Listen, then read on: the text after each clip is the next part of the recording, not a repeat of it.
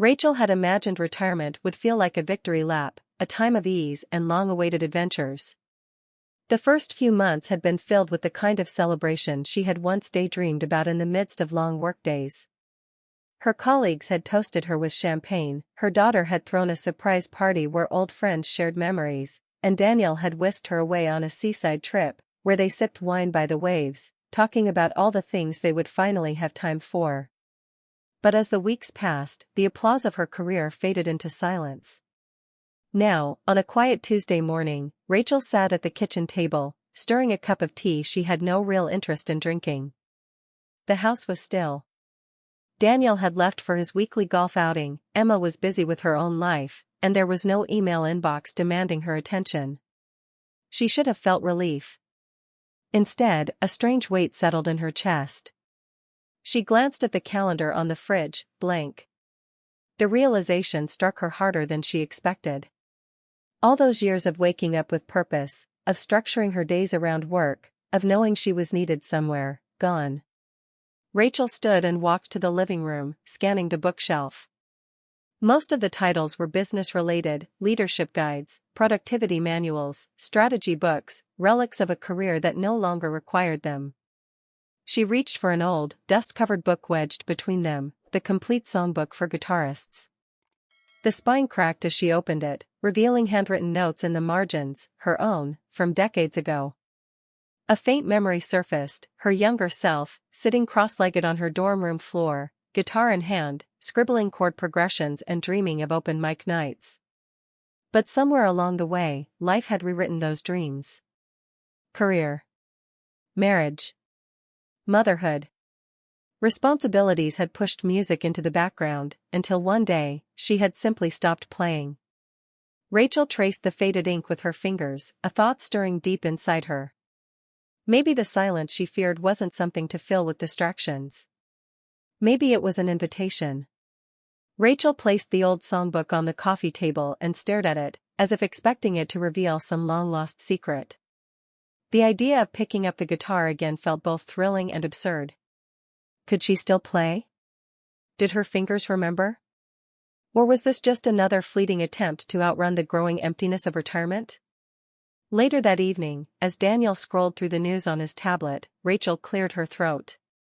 "Do you remember my old guitar?" Daniel looked up. "The one from college?" Rachel nodded. He chuckled. "Of course. You used to sing in the kitchen while making dinner. Said it helped you unwind after work." She hesitated. "I was thinking about playing again." Daniel smiled, but there was a hint of surprise in his eyes. "That's great, Rach. You should." She expected to feel encouraged, but instead, doubt crept in. She wasn't the same person she had been back then. Maybe this was just a phase, a passing nostalgia for something she had no real business chasing. But the next morning, she found herself searching the attic. It took her longer than expected, but there, beneath old photo albums and forgotten holiday decorations, was the worn-out guitar case. Dust coated the surface, but as she ran her fingers over the latches, a strange warmth filled her chest. She carried it downstairs, set it on the kitchen table, and opened it. The scent of wood and old strings drifted up, instantly transporting her back to another time. Carefully, she lifted the guitar, its surface smooth and familiar. Rachel sat down, placed it on her lap, and positioned her fingers on the frets. They felt stiff, uncooperative. She strummed once, off-key, awkward. She sighed. Well, that was embarrassing. But then, something inside her refused to let go. She flipped through the songbook, searching for a simple melody. Her fingers fumbled, pressing too hard, missing notes. Frustration bubbled up, but she ignored it. One chord, then another. The sound wasn't perfect, but it was something. For the next hour, she struggled through a basic progression, stopping and starting, correcting her mistakes. By the time Daniel came into the kitchen, she had managed to string together a few bars of a song. "You're playing again," he said, a softness in his voice. Rachel looked up, a small smile forming. "I am." It wasn't much. But it was a start. Rachel found herself falling into a rhythm, not the polished, effortless kind she had once possessed, but a stubborn, determined beat that pulsed beneath every mistake. Mornings were now marked by the soft, hesitant strum of her fingers against the strings. It was frustrating, humbling, and at times, downright infuriating. But for the first time in months, she had a reason to get up early. Her fingertips ached from pressing down on the strings, skin turning red and sore. Her hands, once so nimble with paperwork and emails, now fumbled awkwardly. But she kept going. Every day, she picked up the guitar, testing chords, forcing her fingers to stretch and remember. One evening, after dinner, she was still in the living room, guitar resting on her lap as she tried, again, to master a song that had once come so easily. Daniel sat on the couch with a book but hadn't turned the page in 10 minutes. "You know," he said finally, "you're playing longer each day." Rachel exhaled, stretching her stiff fingers. "I don't know why I thought this would be easier. But you're improving." She let out a small laugh. "Am I? Because it sounds like a slow-motion disaster on my end." Daniel closed his book. "Rach, I think you're being too hard on yourself." She leaned back, staring at the ceiling. "I just thought I'd pick it up, and everything would come rushing back. Like muscle memory." Daniel studied her. "What are you really hoping for?" Rachel hesitated. "I don't know. Maybe to prove to myself that I'm not finished." The words settled between them. Daniel didn't rush to fill the silence, and Rachel was grateful for that. A week later, Emma stopped by for dinner. Rachel had kept her guitar practice mostly private, unsure how her daughter would react. But that night, as Emma set the table, she noticed the guitar resting by the couch. "You're playing again?" Emma asked, a surprised smile tugging at the corners of her mouth. Rachel wiped her hands on a dish towel. "Trying to." Emphasis on trying. Emma crossed her arms. "You used to play for me when I was little." Rachel nodded. "You had a favorite song." "Blackbird. You made me sing it every night before bed." Emma's smile widened. "Still one of my favorites." For the first time, Rachel wondered why she had ever put the guitar away in the first place. She had told herself it was because work got too demanding, that she had too many responsibilities, that there just wasn't time. But maybe, deep down, she had been afraid of what it meant to hold on to something purely for herself. That night, after Emma left, Rachel sat with the guitar, fingers tracing its familiar shape. The hesitation was still there, but so was something new. Determination. She wasn't just playing for nostalgia anymore. She was playing for herself. Rachel's fingers had grown stronger.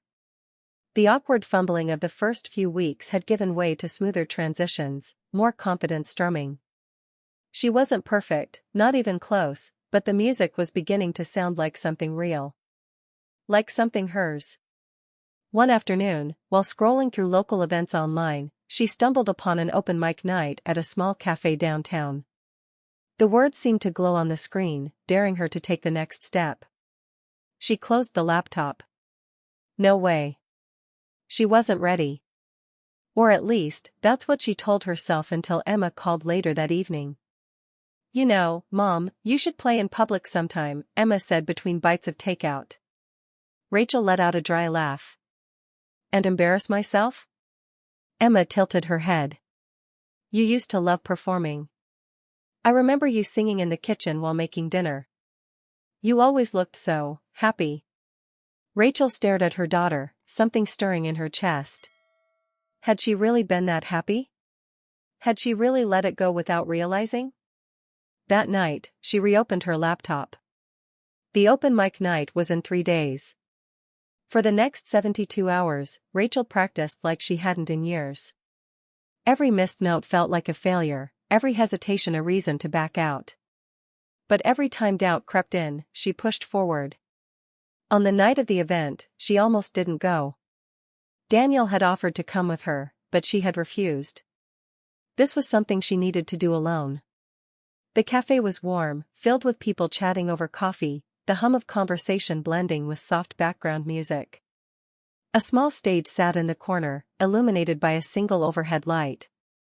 She gripped her guitar, her stomach twisting as she listened to the performances before her, seasoned musicians, younger artists, people who belonged in this space. And then there was her. Her name was called. She nearly froze. But then she felt the familiar weight of the guitar in her hands, grounding her. She stepped onto the stage, heartbeat in her throat, fingers trembling as she adjusted the strap. A breath. And then, she played. The first few chords were shaky, her voice barely above a whisper. But as she moved through the song, something changed. Her fingers found the notes without hesitation, her voice steadied, and the world around her faded until it was just her and the music. She finished to a warm round of applause. Rachel let out a breath she hadn't realized she was holding. And then, from the back of the cafe, someone stood and clapped louder than the rest. A woman, probably in her early 60s, stepped forward. "That was beautiful," she said. "I haven't touched my guitar in years. But after hearing you tonight, maybe it's time." Rachel felt something shift inside her. Maybe this wasn't just about her. Maybe this was something bigger. Rachel left the cafe that night feeling lighter than she had in years. The applause still echoed in her ears, but more than that, the woman's words stayed with her. Maybe it's time. She thought about it the entire drive home. Music had always been hers, but what if it could be more than that? What if she could help others find their way back to something they loved, too? The idea took root. A week later, she sat in her kitchen, staring at a blank notepad, the words "Community Music Workshop" written across the top. She had no business experience, no formal training, and no idea how to start. But she had time. And she had music. That was enough. She started small. A post on a local Facebook group, interested in learning or rediscovering music? Join me for a free acoustic session at Maplewood Park this Saturday. She expected a handful of people. Maybe none at all. 30 showed up. Women in their 50s and 60s, some holding guitars, some just there to watch, to see if they were brave enough. Rachel sat on a picnic bench, guitar in her lap, and smiled at the crowd. "Let's start with something simple," she said. "Something we all know." She strummed the first chords of "Leaving on a Jet Plane." One voice joined in. Then another.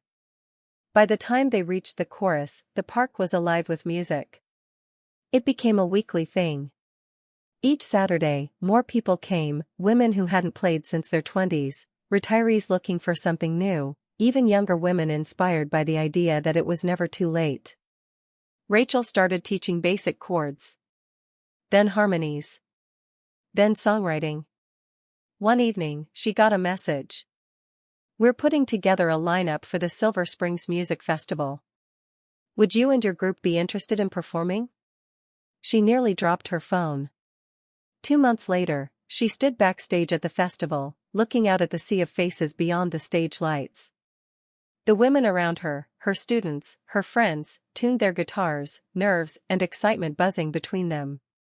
"You ready for this?" Emma whispered. Rachel exhaled. "Yeah," she said, smiling. "I think I've been ready for a long time." The announcer called their name. Rachel stepped forward, guitar in hand, heart steady. And as the first chord rang out, she knew, this wasn't just about finding music again. This was about finding herself. Rachel sat on the back porch, her fingers idly strumming the guitar resting on her lap. The late afternoon sun cast golden streaks across the wooden planks, and from the open door behind her, the gentle hum of conversation drifted out, laughter, snippets of song, the clinking of teacups. The weekly gatherings had started small, just a few women from her music class who wanted to keep playing together. But now, the Sunday sessions at her home had grown into something bigger, a space where people of all ages, backgrounds, and skill levels came to share music. Some had never touched an instrument before retirement. Others had once played but lost their way in the demands of work and family. Here, they all belonged.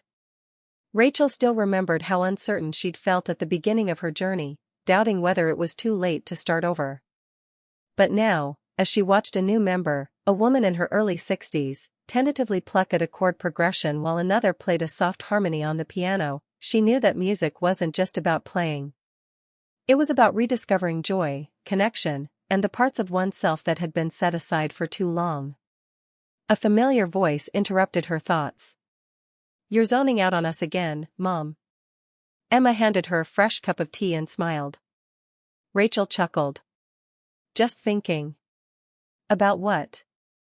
Rachel glanced at the growing group inside, where Daniel was nodding along to the rhythm, tapping a tambourine against his knee. She gestured toward them. "This. Us. How it all came together." Emma took a seat beside her. "You know, I always thought retirement meant slowing down. But I think you're busier now than ever." Rachel smiled, setting her guitar down.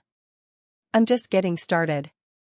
From the other side of the porch, someone called out her name, asking for help with a tricky chord progression. Rachel laughed, shaking her head as she stood. The music was waiting. And for the first time in years, so was she. Rachel's story is a powerful reminder that life doesn't stop at retirement, it evolves. Too often, we believe that once we leave our careers behind, our best years are over. But Rachel proves that passion has no expiration date. It's never too late to rediscover a dream, to learn something new, or to create a community that brings people together. Her journey wasn't just about music, it was about reclaiming her sense of purpose, about finding a new rhythm when the old one had faded. She faced doubt, fear, and uncertainty, but by taking that first step, she opened a door to something even greater than she had imagined. Now, we'd love to hear from you. Did Rachel's story resonate with you? Have you ever had to rediscover a passion or start over later in life? Share your thoughts in the comments. If you loved this story, comment 2 below. If it didn't quite connect with you, comment 7, and let us know why. And if you enjoyed this story, don't forget to hit the like button and subscribe to True Tales for more inspiring stories every week. Natalie will be here to bring you more heartfelt, thought-provoking tales that celebrate resilience, reinvention, and the power of second chances. See you in the next video.